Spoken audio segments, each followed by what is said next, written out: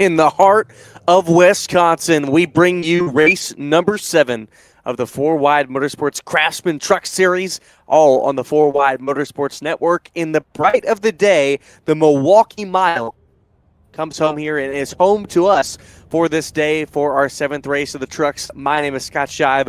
I am joined alongside by my good friend and partner, Emmett Crow. And, of course, we have the excellent and always great Tracy Brown as our producer. So, 4Wide Motorsports Networks present you the Craftsman Truck Series once again. Of course, we've been rotating every other week. Emmett, I've been loving the every other week thing, especially for me, because I get to race one week, I get to broadcast the other. But I think it's been fun and a good mix-up for the fans and the drivers to kind of switch it up each week. Yeah, and it's great to be back after the unplanned 2-week hiatus due to being losing the voice, but back here live and looking forward to this. But I mean, how about that last race, Scott? Right there at the line, just barely got it done. I could not believe it. I'm still in shock to this moment. The one race I wasn't streaming on Twitch and that I had the best reaction ever, I wasn't streaming. And so trust and believe that every race I will always be streaming.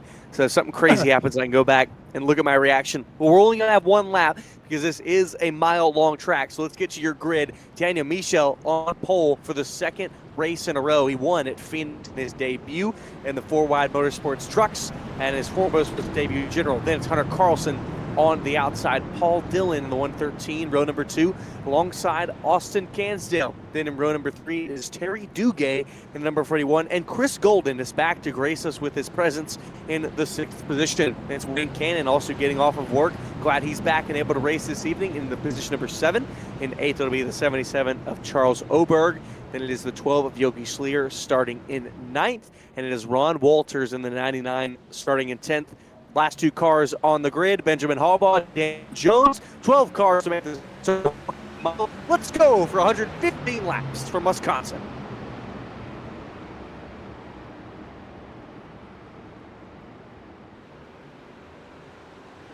Michel takes the lead from the bottom, and wow, they are running away with it. Him and Carlson have a great run over Dillon and Cansdale. Cansdale moves from 4th on the outside, now up to 3rd. Dillon trying to challenge yet on the bottom, but Cansdale has secured the position. Yeah, Cansdale got the position right there as he's able to take it away. Now he's working, trying to get up to Hunter Carlson, but he's got his hands full still with Paul Dillon. Paul Dillon ain't going away yet, Scott. You know, I'd say I'm fairly good at the flat tracks. We see Chris Golden's getting sideways as well as Terry Duguay in the 41 getting sideways. He's in the grass, but is able to remain straight and keep on moving. It was a good save from the 41, however, he didn't make contact with the wall, but we will stay under green flag conditions. Chris Golden also got a little sideways there, Emmett. Yeah, as we see right here, talking about Chris Golden, but meanwhile, Dillon is going to take the position away from Austin Cansdale. Oh, Wayne Cannon's getting a tap from Benjamin Hallbaugh. Wayne Cannon is sideways in the grass. Somehow, in a 4-wheel drift, keeps it straight. He is extremely slow on the racetrack. But again, we will remain green at a near close spin. Yeah, and shout out to Benjamin Hallbaugh. I believe he got married in the Bahamas, so glad to see him back after the destination wedding. And congratulations to congratulations to him, but Wayne Cannon might give him a little bit of a short thanks there after the contact in turn 1. Yeah, he might not give him a wedding present after that.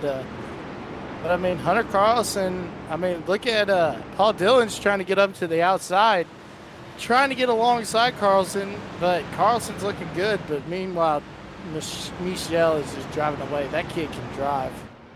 It really can. And, you know, I'm going to ask you this. I was talking about the flat tracks. I'd say I'm fairly good at the flat tracks that are under half a mile, but I think there is such a special difference when it comes to these mile tracks like New Hampshire and the Milwaukee Mile that is so difficult to figure out how to race it really. And Emmett, I was going to ask if you had any thoughts or any expertise when it comes to the mile-long flat tracks.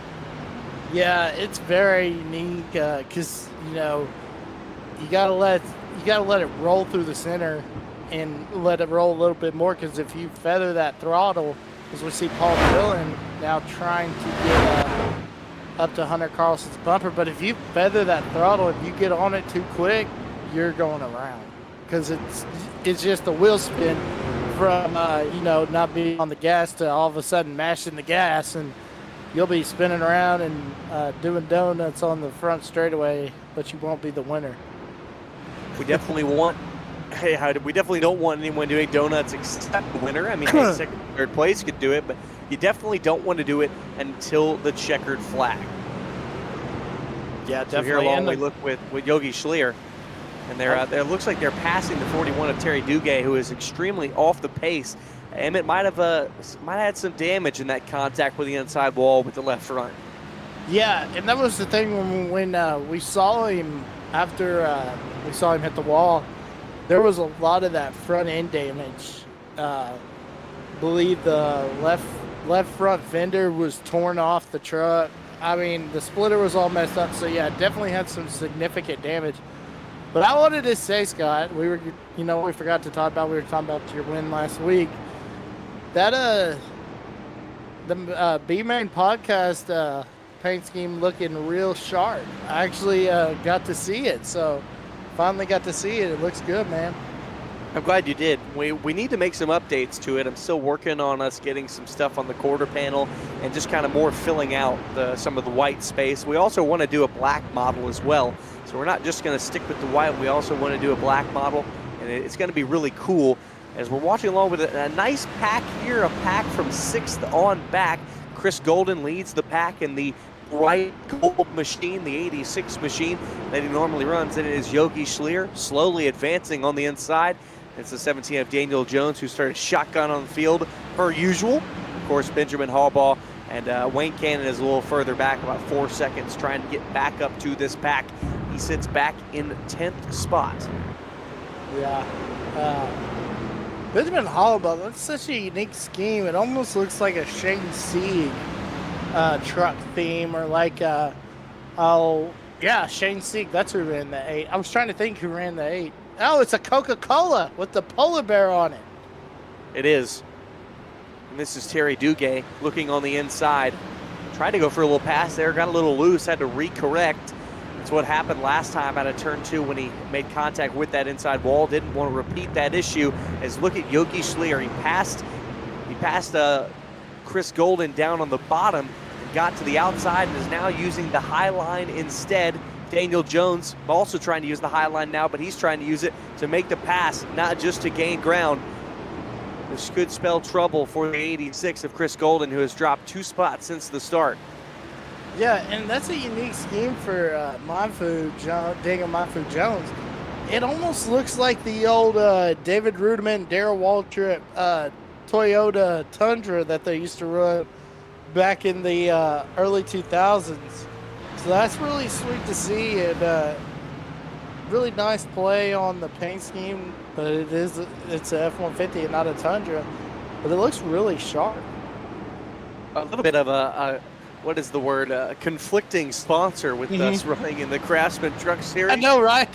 Right. Well, and I looked. You saw on that windshield banner it said Camping World. So I imagine that scheme is back from before 2023 when Craftsman came back when it was the Camping World Truck Series. So interesting how the series changed names. You get so used to it. We'll talk about the O'Reilly Auto Parts Series upcoming this next year. I'm really going to miss saying Xfinity Series. It just seems so easy. Well, for me, I miss saying Busch Series or Nationwide, but yeah, the Xfinity was so easy. It's going to be interesting how that goes. But the O'Reilly's Auto Parts, what is it? O'Reilly Auto Parts Series. That's what I couldn't remember that for a second, but I don't know. Let's do this. Let's check on our leader of Daniel Michel. There's not much to report except that he's farther gone from Hunter Carlson, 3.7 seconds clear. Oh, he's on the wall. Place in the 32. Gets a little tap to the outside wall. I've got to imagine he's got it under control with him being so far out from Hunter Carlson in the 32. But I wanted to make sure we checked on him because I have a feeling that we didn't talk about him too much in Phoenix, only because of the restarts, and this is the second time we're checking in on him, and it's been 16 laps. So it's going to be interesting, Scott. Like we talked about him at Phoenix, how is this truck going to handle in dirty air? Because now we're seeing what it does in clean air. How's it going to be handling in dirty air? Whether we get pit stops or something happens, heaven forbid, something happens to his truck, But it'll be interesting to see how it goes once he gets shuffled into the pack and has to fight all the way back to the lead. Well, your closest battle on track right now is for 6th place between Yogi Schleer and Daniel Jones. Schleer in the bright lime green, I don't know, cyan blue. Number 12 of Yogi Schleer in the bright red and white 17 of Daniel Jones. The gap between them just under 0.4 of a second. Yogi Schleer's looked fairly fast. They've pulled out 1.6 seconds from Chris Golden, who they were both fighting around just a couple of laps ago. So Schleer and Jones both have some pretty fast trucks, but I think it's just that the trucks in front of them have gotten so far away that it's hard to make up all this time, and now they're about to be spending a lot of that time possibly fighting with each other. Yeah, definitely. And, we were talking earlier, Scott, we're both former high school athletes. What was your go-to Gatorade on game day? Go-to Gatorade, always lemon lime. See, I'm a Glacier Freeze kind of guy, but... See, look, I don't know why, but my family, we always stuck to the orange and yellows, basically. So it was orange and yellow Gatorade. I think it was because when I was a kid, I was hyperactive when it came to red dye. And so we always bought the yellow one for the most part, and maybe sometimes the orange. But I always loved the lemon lime, and I still do to this day.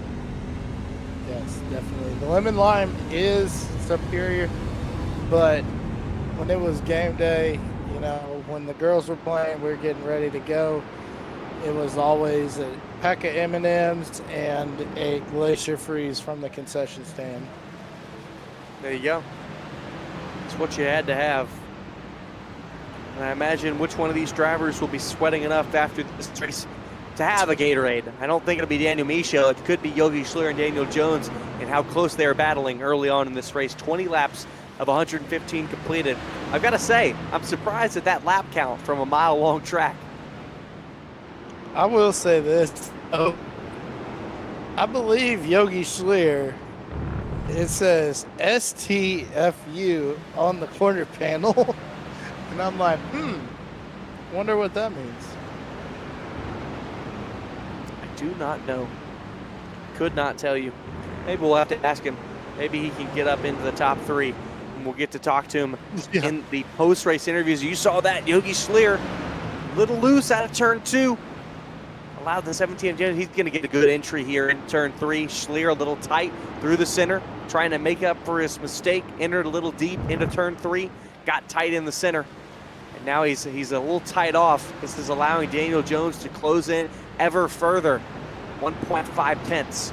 That is how close it is. 15 tenths, I should say. Or would it be? It'd be 15 hundredths. That's the call. That's the account.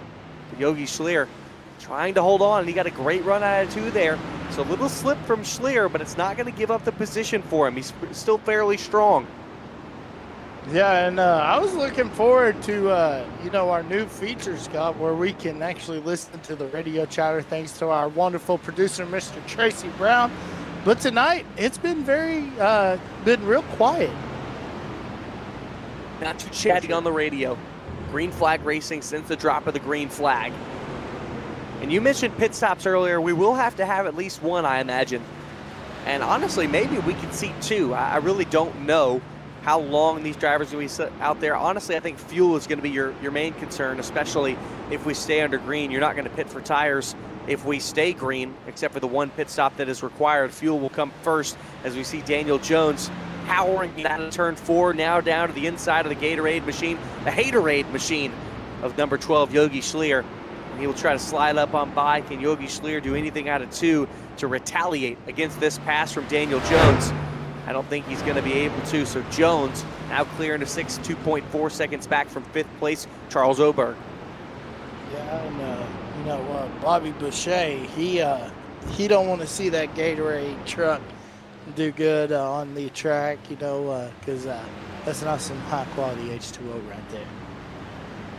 Also wanted to give another update. Wayne Cannon, who was 4.5 seconds back of 9th place Benjamin Hallbaugh, has been able to catch up to him and slide on around. So Wayne Cannon, after problems, Benjamin Hallbaugh, remember, was the one who sent him sideways earlier in turn 1. Well, he was able to catch back up and pass the man who put him there.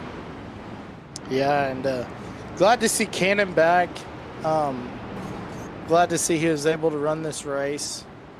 It's great to have OL Jefe in this race. But yeah, I was going to say, I forgot as well early on.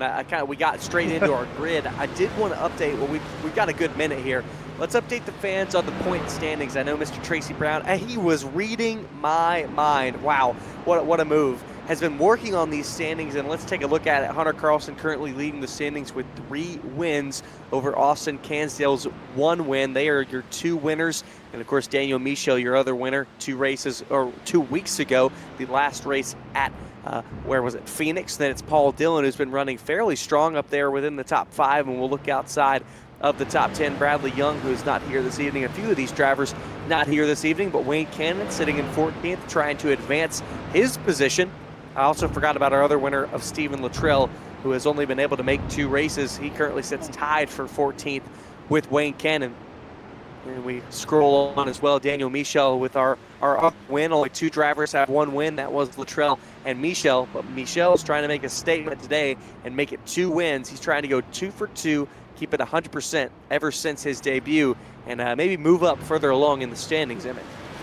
Yeah, but unfortunately, it looks like he's going to have to run every race from here on out if he wants to win that championship.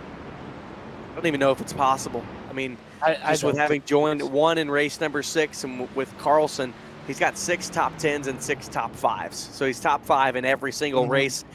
I think if you win out, even then, Carlson's going to have some problems. But hey, that's what a lot of people thought about Max Verstappen this year with Formula 1. Around the summer break, everyone thought that Max Verstappen was for sure out of it.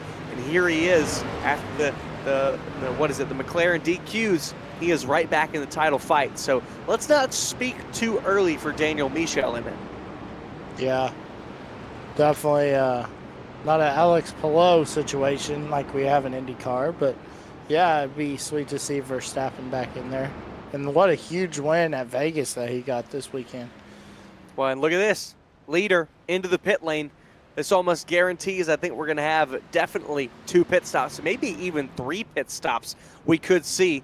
And let's see, I got to wonder if for Michel this is a required stop for fuel or if he's just splitting it with tires. I got to imagine he'll take fuel, but let's see if he takes tires as well. I think it's fuel only, at least as of the moment. Did the right sides lift up? I think they did. Sorry, I didn't see his right sides lifting up from the angle. Yes, he did take right side tires and left side, so it's 4 fresh ones and fuel for the leader of Daniel Michel. Yeah, that's what I was just about to say, Scott. I was going to let you know that he did take 4 right there because I saw the rights lift up when he was. It looked like it was fuel, but then I saw that car getting jacked up, that truck getting jacked up. So Carlson comes in 1 lap later to Daniel Michel, and Austin Cansdale stays out from 3rd position to take the lead as of now. Carlson will take fuel and 4 fresh ones as well. Also heard the 86 of Chris Golden coming into the pit lane this time. Daniel Jones is in as well. Charles Oberg decides to stay out, so he is currently running 2nd to Austin Cansdale. Chris Golden, you can see him coming into the lane. Let's see if he does the same as everybody else. Benjamin Hallbaugh as well as Wayne Cannon. Looks like, yep, there we go. The 8 missed the box. We'll have to reverse on. Wayne Cannon perfectly in the box where he needs to be. This is where we're running 2 of our tightest positions, Emmett. Yeah, definitely. And now we see Wayne Cannon on pit road along with Chris Golden.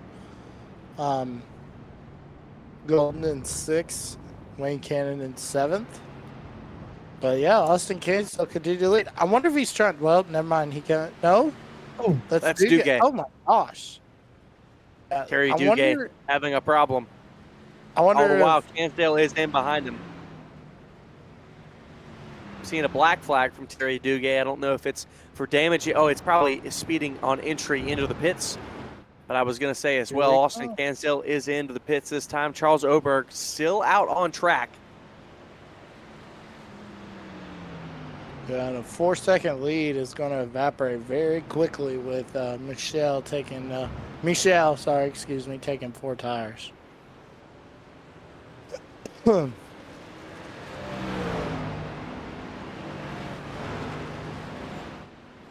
So, Charles Oberg, now he comes into the pit lane this time. So he'll be your last car on track to bring it into the pits.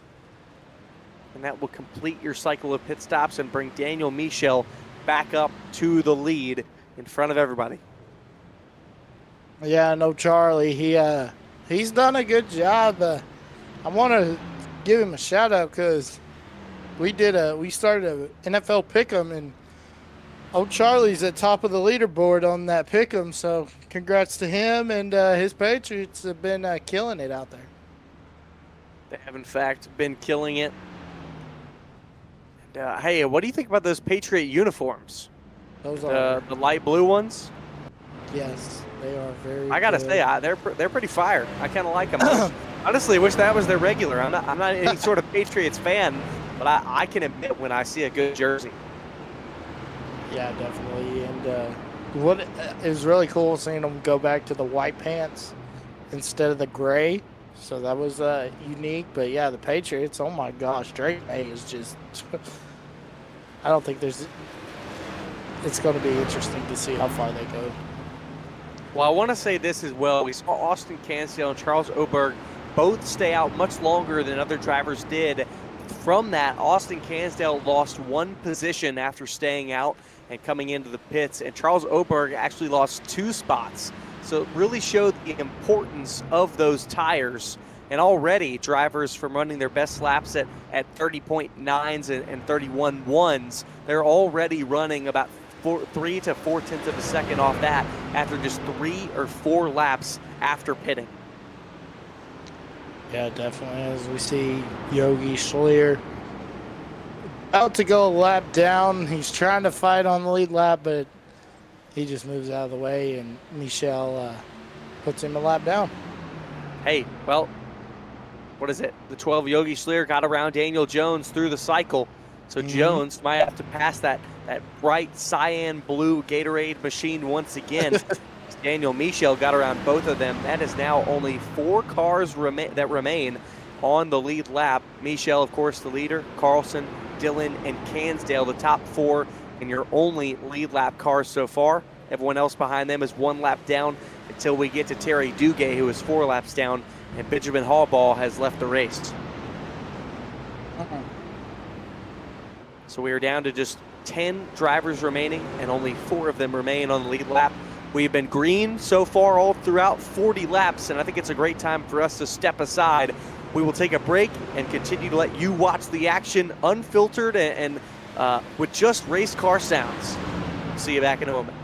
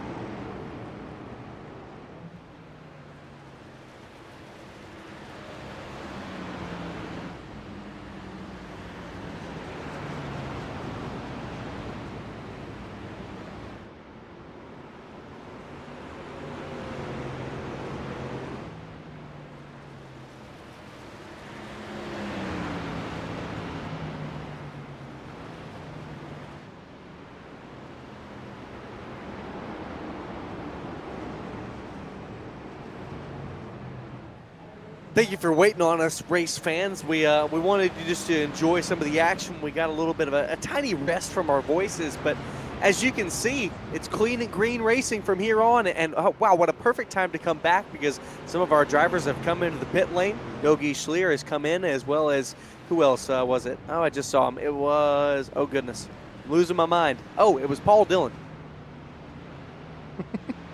Yeah. You know, after the 2 weeks, it's not 100%. So that little break we had was well needed for this old fat boy. I gotta teach you the voice saving tactics. Gotta get you on it. I really don't have anything. I just try not to scream in my daily life. That's about it. Well, that's not all I've got. For the first time since 2019, the Oklahoma Sooners are competitive. So that's a fair point. I've got that going. Hey, well, let's talk about Daniel Michel. He is into the pit lane for the second time here this evening, and it looks like 30 laps is about the call for the final run, or for the run. So I imagine we'll have one more pit stop from all of these drivers, with only 55 laps remaining. So 4 tires once again for the leader of Daniel Michel. And I want to look his last lap, the last time by. Let's look at someone who has not pitted for a second time yet. Let's see anyway. 32.29 seconds as compared to a fastest lap of 31.1. That is Daniel Jones that I'm looking at. So a little over a second of fall off for most of these drivers. And without them pitting just over halfway now, we're past the halfway in the Brew City 115. So it looks like this next pit stop will probably come a little before lap 90, as of course this final run to the end is 55 laps, as opposed to what you would believe it to be 60, because you could evenly break it into fourths there. But you're going to have to maybe use this last one. You can pit a few laps early, Emmett. Yeah, definitely. You know, I've never had an old Milwaukee beverage. We were talking about Brew City, you know. But yeah, this is I bet you everyone's breaking out the brats and the cheese here in Wisconsin. So Daniel Michel is pitted, by the way, and he didn't lose a position. That's how far away he was. He did not lose a single position, and quite a couple of the drivers behind him have still not yet pitted. As you can see, I believe this is, who is this in here? Oh, that is Wayne Cannon in the number 29. He has joined some of the other drivers into the pit lane for the second time tonight. But wow, I mean, I usually don't have words for drivers who are so dominant like this, but Daniel Michel is taking it to a whole nother level. And we haven't even gotten to see the time after pit stops, because now I think Hunter Carlson has now passed Austin Cansdale. And so for Carlson, it's 16 seconds between him and leader Daniel Michel. Half a track is between first and second place. That's huge dominance right there. I was going to say, there are not enough words. No, there is not. This was the perfect race to come back, because I don't have to get too excited. No, seriously. You keep that voice fresh. You know, I was just thinking about this. Let me look up. I got to look it up for my fantasy league and check out the game tonight. I don't even remember who's playing, but I know that one of my players has not played. Carolina and San Francisco. All right. Well, look at this. Hey, I'm currently set to win right now. Rico Dowdle, not 2-2 great. He's projected for 16, but he's only up 2. And yes, I am talking about football right now in the racing broadcast. There's not much going on, and I'm interested in my fantasy. Emmett, do you play fantasy football?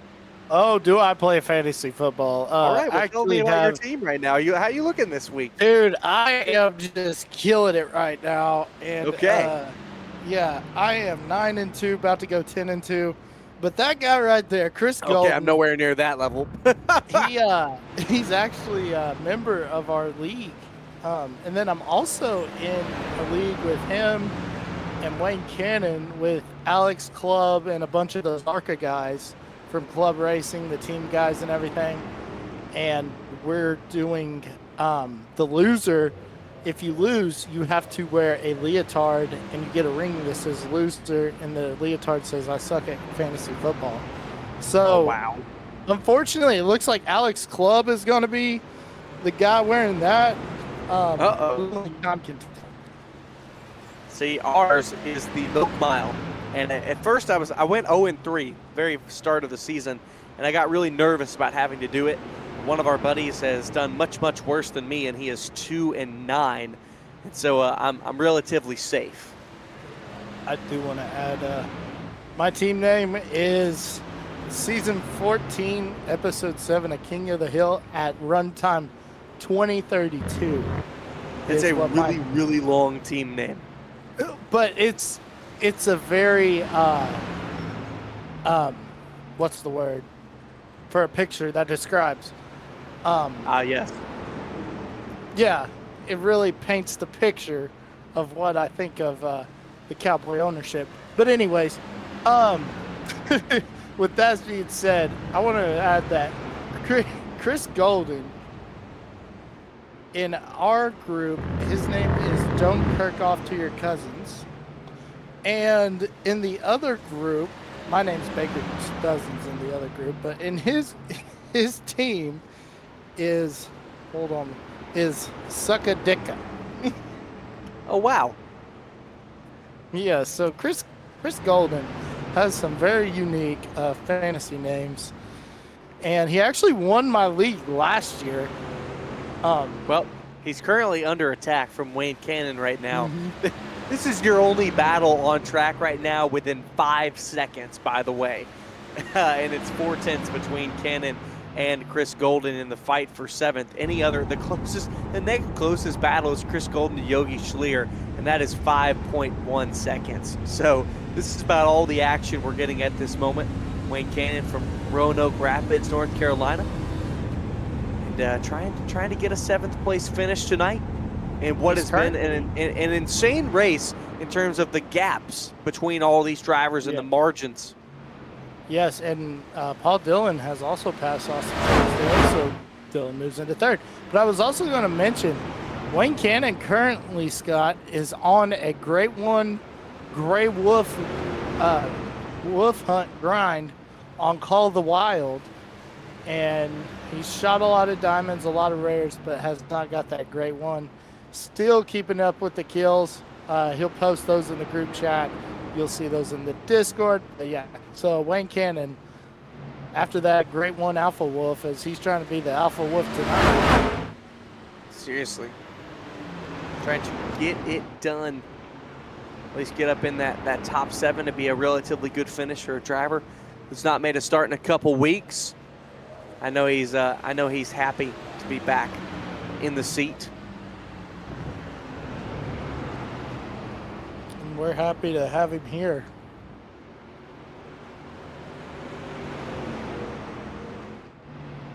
Cannon slowly closing in. Just a couple 3 to 4/10 back of Chris Golden. Again, this is your closest battle on the racetrack at the moment. And surprisingly enough, it's for 2 drivers that are 2 laps down. Now only 5 drivers remain 1 lap down or less. Only 3 still remain on the lead lap, and I imagine by the end of this race, if we stay where we are, there could only be 2 drivers that end on the lead lap. That is just insane. Wayne Cannon now making a move, looking for the inside, look for the nose inside the quarter panel to drivers left of the 86 of Chris Golden. 29 of Cannon, not going to have it. Yeah, and Chris Golden. I think Golden, he's searching for all the speed, Emmett. Yeah, and just want to add, Chris Golden is actually trying to get enough sponsorship to run in the Chili Bowl this year in the famed Tulsa Expo Center.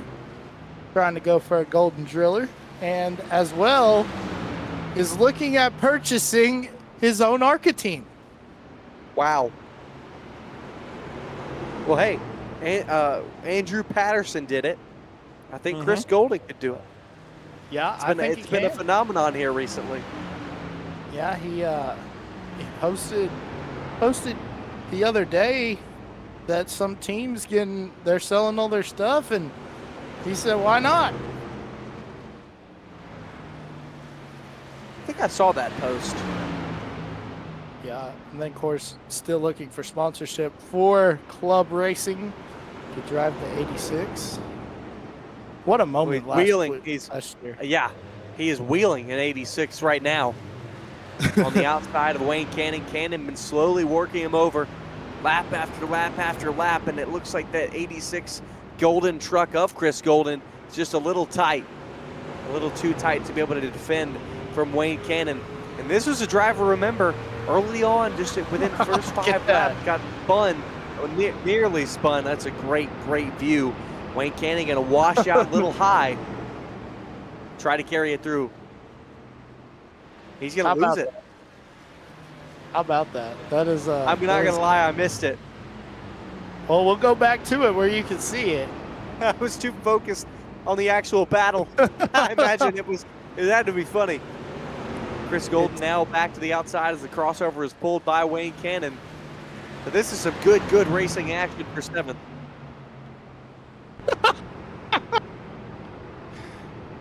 Even they saw it. What did I miss?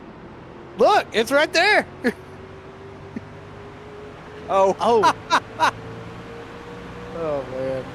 That's awesome. That's awesome. I swear, everybody, I did not know that was there. But I do appreciate it, Wayne. Just want to lay that down on tape. He had to make sure he made it known. Oh, he's also got the Leadfoot TV little logo after it. That's awesome.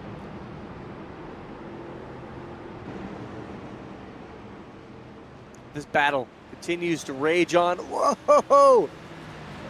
Golden going to get a little close there. Yeah, a little chuckling going on the radio as Chris Golden, the Oklahoma, fellow Oklahoma, from the western part of the state.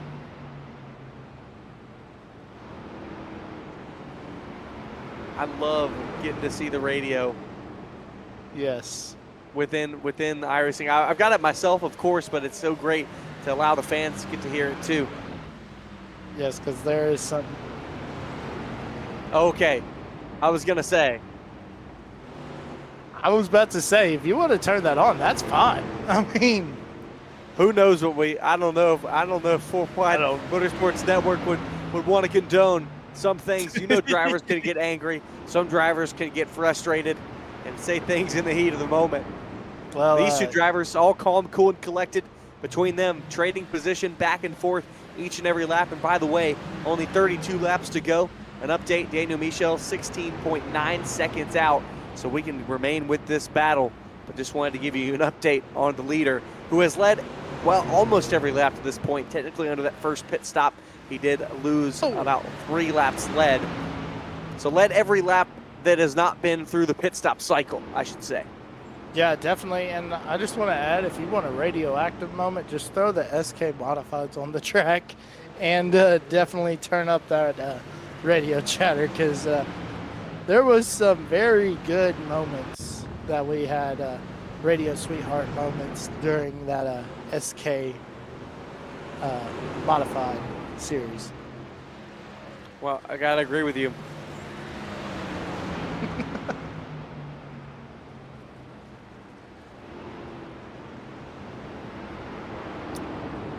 So the battle continues on here and rages on. Let's take another quick break, and I hope the fans aren't too mad at us, but we'll take a quick break and get back with the final action from the Milwaukee Mile in the final 20 laps.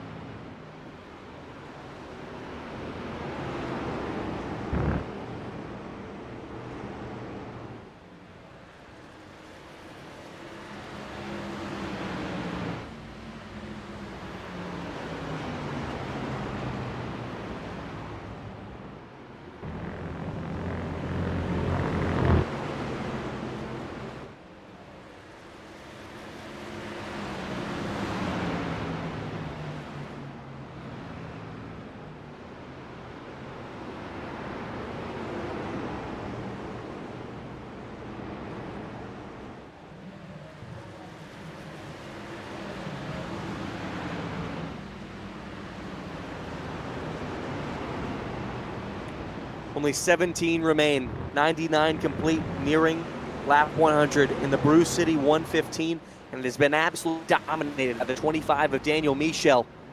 He has led every lap that has not been under the pit stop cycle. And speaking of which, drivers did come into the pits while we were away. You saw it on your screen. Drivers coming into the pit lane. It was the same as normal, but the only thing that has changed is the gap for Daniel Michel. It has widened farther. 20.2 seconds back to Hunter Carlson. If this race was any longer than 115 laps, we could see the only car on the lead lap be the leader. That is how dominant of a night it has been for Daniel Michel. I've got to say this. I think it might be hard if Daniel Michel keeps showing up. It's going to be hard for any of these other drivers to get a win, even some of our best, like Carlson and Cansdale. I would love to see Stephen Luttrell come back and try to face off with Daniel Michel as well. I think it's going to be tough go, Emmett, if Michel continues to show up here. That's what I was just thinking. I was thinking about, you just had mentioned Stephen Luttrell, these drivers that we've had that have been dominant. It'll definitely be interesting when Mr. Luttrell gets back in here and these three battle it out. But I just want to say, the FWM, ever since they moved over to iRacing, here they were, doing it blindly. And look at how big it's gotten. We went from, not having our own network, now we're on our own network. And it's really improved. The console side's also gotten big since 25 came out. So big things happen at FWN, and I'm glad that I'm a proud part of it with y'all guys as well. Yeah, I'm proud to be a part of started on the broadcast team, obviously, and I love getting to race as well. It's only the second league I've ever raced in as well, and you know me, short tracks are my thing. So I love getting to race short tracks. The other league I was in was a cup league, and I wasn't quite as good in it, and that's just because I think the short track machines are my thing. And so I've loved getting to run in the late model stock this year. I'm hoping nothing happens. I need drivers to keep showing up. And hey, speaking of, we're always on the search for new drivers. You can join the Discord. It should be in the link below. It's 4Wide Motorsports, obviously .gg with Discord. You can find it fairly easily. Join in either our NASCAR 25 programs or our iRacing programs. We got an ARCA season coming up. Let's plug that as well. And I want to go make sure and look and find the proper schedule, Emmett, because that's coming up. It's replacing what was our Gen 4 series up on Fridays, and it's going to be great. I believe the first race will be starting Friday, December 5th, so I will not be able to make that one because I'll be at the Snowball Derby, but trust and believe that the next week of the B-Main Podcast 145, I'll be doing my darndest to be racing in that race at Kern Raceway. It's going to be great. It is a 12-race season going all the way to the end of February. It's going to be awesome. If you love ARCA cars, come join us for our 12-race season in the ARCA. It'll be broadcast right here on 4Wide Motorsports Network and most likely broadcasted by yours truly, Emmett Crow, produced by Tracy Brown, and a rotating cast of, I believe, Chris Norris and Charles Oberg. And I might join in. If I'm not able to race, I might join in. But if I'm free on Friday night and it's the ARCA car, boys, I'm going to be racing. Yeah, and then also I just want to mention they also started the FWM Monster Jam Series. I can't remember what it's called, but definitely take a look at that. They're using beaming drive, so if you got beaming drive, this season's filled up. So, but if you're wanting to, when they start the next season, I'm sure they won't mind if you join. But all that information will be in the Discord as well. And it's just, there's so much going on at FWM, and it's great to be a part of it. Being one of the OGs, been here for off and on 6-7 years. So to see what's happening here is really definitely awesome to see. It's awesome to see. And even in races like this, there hasn't been too much to talk about, but I know that the drivers have most likely been having fun behind the wheel, just putting laps down. I really want to see what Daniel Michel has to say, if this was fun or not for him, because he has not seen a soul since the start of the race. Only lap cars is what he has been seeing, and he's worked around them with a fair amount of ease. Second place driver Hunter Carlson now 20.6 seconds behind. So even this far into the race, at 109 laps completed this time by, Michel continues to put gaps and tenths upon his opponents. This guy wants to win by even larger of margins. Impressive is not a good enough word. Runs are not enough here to talk to you fans about the impressiveness of this run from Daniel Michel. Yeah, it's unbelievable. And, even though he's hit the wall, well, I think he just hit it again. Just scraping the wall, and he's still, it's not going to matter because, he's got over a 20-second lead, and it looks like I thought he's coming in the pits. He slowed it down quite a bit. So it makes me wonder, Scott, could fuel becoming an issue? But, with that big of a lead, he can just cruise now. Yeah, it really shouldn't. The only driver that it possibly could become an issue for actually is Paul Dillon. We got 5 laps to go, and he pitted on 25 laps ago, so that will bring him right to the 30 mark when we did see a lot of drivers pitting in a regular pit cycle. So Paul Dillon probably cutting it close here on this stop. Of course, Paul Dillon running in third. It's a great run for Paul Dillon this evening. He has done a good job to get in the position he is in. And a reminder, he's running third in the race tonight, and he is third overall in the championship standings. So it's been a great run so far. Actually, this would be his second best finish. His best finish, of course, was at Dover. It was a second place after starting on pole. So this would be his second best finish here in the overall series of the Craftsman Truck Series with 4Wide Motorsports. Yeah, and that Dover race, I just want to add, Hunter Carlson came back from, 6th, and then came all the way on that restart and got him on the last lap under the Sky Bridge, was able to pull a heck of a move and take home that win. But, yeah, great run by Paul Dillon. We've seen him be dominant when he starts on the pole, but then always got caught up in late race wrecks. But today, that's not the issue. Not been the issue. And here back with Michel. Last race at Phoenix, led 91% of the laps. What were you going to say, Tracy? Oh my goodness. 23 laps old. 23 laps old on the tires, and he put down the best lap of the entire race. And that's a best lap, by the way, by 3/10 to Yogi Schlier. It was a 30.49 for Michel, and earlier in the race it was a 30.78 for Yogi Schlier. Just wow. Seriously, just wow. Here we are, coming to the white flag for Daniel Michel. One more. He's looking to put Chris Golden 3 laps down. There is only one car that remains on the lead lap at this time, and it's Hunter Carlson. Michel will step it out just a little bit sideways, but it really doesn't matter at this point. 21.5 seconds of the gap back to Carlson. Carlson's done a great drive, but nobody, and I mean nobody, has been able to compete with the one of Daniel Michel. On debut, he won at Phoenix, and he's going to go back-to-back in 4Wide Motorsports in the Truck Series. He wins from the Milwaukee Mile and the Brew City 115 by 21.8 seconds. Wow.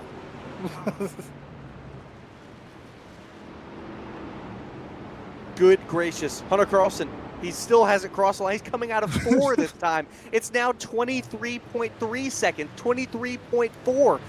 The gap still continues to gain for Michel, and officially it was 23.7 seconds from first to second.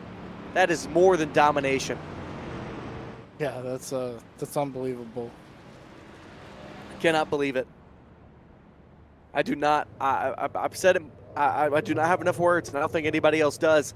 I think it's going to be a short interview for us with Daniel Michel because there's not going to be much to talk about. So he'll come to the line, to the checkered, and to the front stretch. Let's see if he does his burnouts. For a second, we thought he wasn't at Phoenix, but he eventually did. Seems like he usually waits a little bit of a moment. Let's see if he does it here once again, and we'll let him burn it down.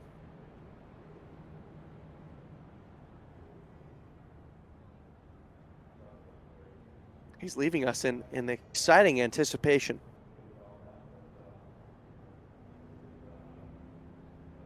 Pause for dramatic effect. Seriously, that's what I'm thinking about. There we go. Oh, I knew it was going to happen. That might be one of my interview questions. Might be what we ask him. Daniel Michel, we'll burn it down.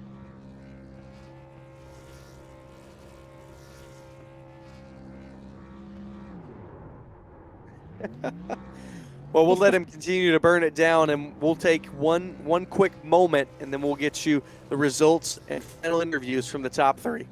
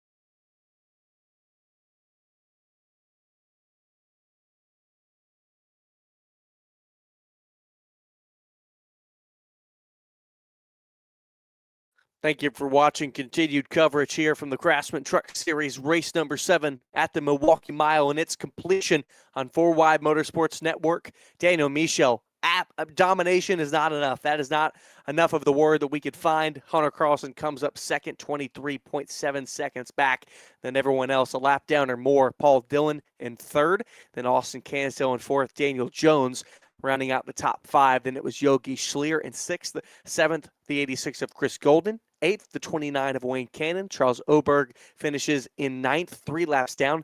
And then off of the racing surface, 10th, the 41 of Terry Duguay. And then it was Benjamin Hallball finishing final in 11th. And Ron Walters not making the start here this evening. So let's get to your winning driver. And has to be, I don't know officially, but it's got to be one of the biggest, if not the biggest, winning margin in 4Wide Motorsports iRacing history. Daniel, I mean, what the heck, man? Yeah. I'm kind of new to this track, so I was kind of testing the waters in practice. I found something in qualifying, and then during the race, it was just smooth sailing. Seemed like rear end kind of iffy, but other than that, it was pretty stable through the corner. It just seems like you like these flat tracks, man. Because I mean, you got the win at Phoenix, and here we are at Milwaukee. What is it up with you in these flat tracks? Well, I didn't race at Phoenix. I raced at Richmond, but Richmond. Okay. uh, no, I actually am somewhat new to racing on short tracks. I don't necessarily do it often. I'm typically more of a road course, uh, regular speedway, 1.5 mile cookie cutter type driver. Uh, Flat tracks are actually my most difficult, if not the most difficult. I would say super speedways I also struggle on. So yeah, learning curve for me, but a lot of fun trying to figure out how to pass lap cars. Making sure I make the turn, get in my lane. It was a weird diamond this race. You kind of had to go entering really low, uh, get about halfway up the track, and then dive down. That's my bad, by the way, Emmett. Back on the Racer Hub, it says Phoenix at the top, and then below it, it says Richmond Raceway in the same section. So it was a little difficult. My bad about that, Daniel. And I gotta ask, are you gonna keep joining for some races? Because I've said, at this point, you'd think even if you won out and there were no problems for Carlson, that even then maybe it would be hard to win the championship. But that's exactly what a lot of people said about Max Verstappen currently in the current season of Formula One. And so I don't think we could count you out even now at this point with you having missed the first 5 races. Will you continue to race here? Well, I'd love to. Last week, I know you guys alternate between series. I could not make it to last week, so this week I could make it, and so I'm here. So Hey, well, if it continues, I'll come. I got to give you a follow-up question. Then are you going to race a late model next week at Las Vegas? I don't own the track, so I don't think I can race. Okay, I was gonna so. say because I'm in the late model, so I was gonna see if I was gonna have to face you in this upcoming week. But with us alternating, I think you and I might have to go head to head at some point. And we got some other guys that race in the late model series that I think you'd have some fun with. So we're glad that you're here at 4Y Motorsports and glad that you're racing with us. Congratulations on a win. Anyone you'd like to thank? Just like last time, Hunter, the broadcast booth, all the league.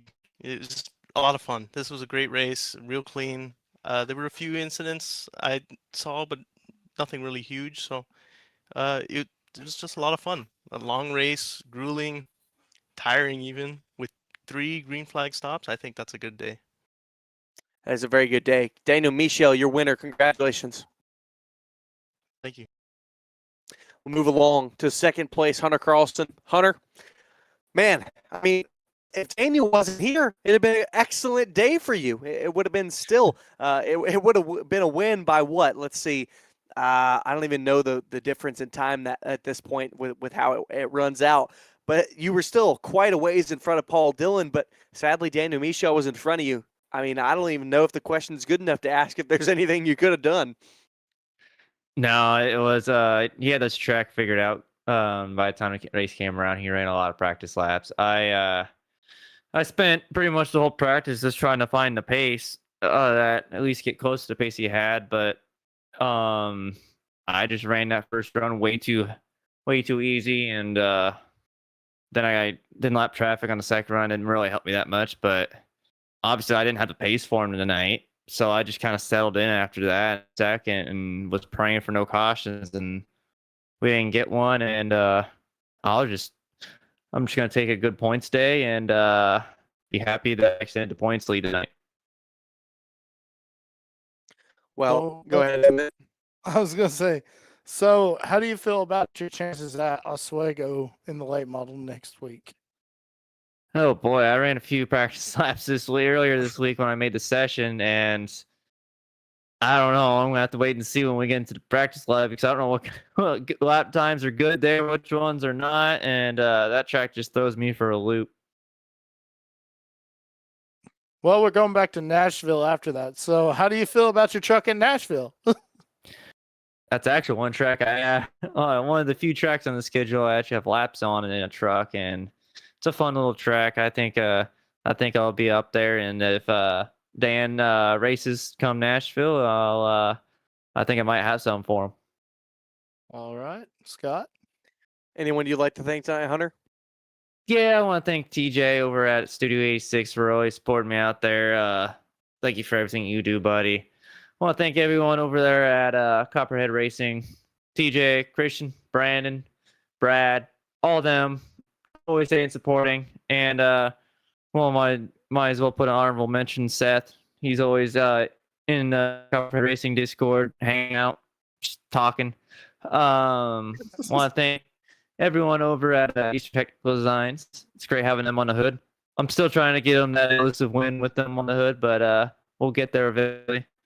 Hopefully it doesn't take me to the ARCA series to win one, but figure that out. And also everyone over at 4Y Motorsports Network. Thank you everyone for all you guys do, and yeah, thank you guys for all for watching tonight. Congratulations on second place, Hunter. Thank you. Moving right along to Paul Dillon in the number 113. And Paul, it was your second best finish in the truck series to your second place at Dover. And it was a pretty solid run for you tonight. Yeah, I realized quick I didn't have anything for those front two guys. So I'm concerned about Austin. He's in second place. He's like 10 points ahead of me. So I don't know where we finished points wise. But yeah, he was the game I had to play to stay in front of him. Well, you stayed in front of him because you were a whole lap ahead of him towards the end. But now we shift to Nashville in 2 weeks. How do you feel about your chances at Music City? Pretty good. We started to get to the mile and a half tracks. I should be more competitive. I have a lot of time on those. So it just got to keep going. I don't know, man. Hunter Collison's like 40, 50 points ahead of me. So I need some bad luck to happen to him to catch him. All right. Well, we'll see you in Nashville in 2 weeks. I will be there, gentlemen. And I just want to thank you guys in the booth for Wide Motorsports. You guys do a great job. I'm going to go listen to the broadcast as soon as I get done. Well, it's going to be a good one. I was going to say, you might hear us talking about a lot of things other than racing at some points. I can't promise you it was the best one in the world, because this might be the cleanest and greenest race we've ever seen, Paul. Yeah, it gets a little boring when nobody's wrecking anybody. We'll try better next time for you guys. Thanks, Paul. We appreciate it. Have a good night. Great job. See you guys later. Paul Dillon, your third place finisher, and giving us a little humor at the end. And I think that was a little something everybody needed. Always appreciate Paul. Always good on the track. Always fun to race against Paul in the late model, of course. Emmett, your final thoughts on tonight from Milwaukee? One word: pure domination. I mean, that's 2 words. Well, sorry, I'm uneducated. But anyways, yeah, just, I mean, for a kid coming in here, he didn't even know the track, and then he goes out, just takes him to the woodshed. I mean, unbelievable job. And I wish somebody's got to give that kid $13 so he can race at Oswego next week. Come on, people. Yeah. That is exactly right. So we appreciate you all for watching here from this evening for a clean and green race from Milwaukee. Big thanks to Wayne Cannon, owner of 4Y Motorsports, and of course, big thanks to the broadcast team, Tracy Brown on production, and my colleague in the booth, Emmett Crow. My name is Scott Shive. We'll see you next week in the back and late model stock series at Oswego.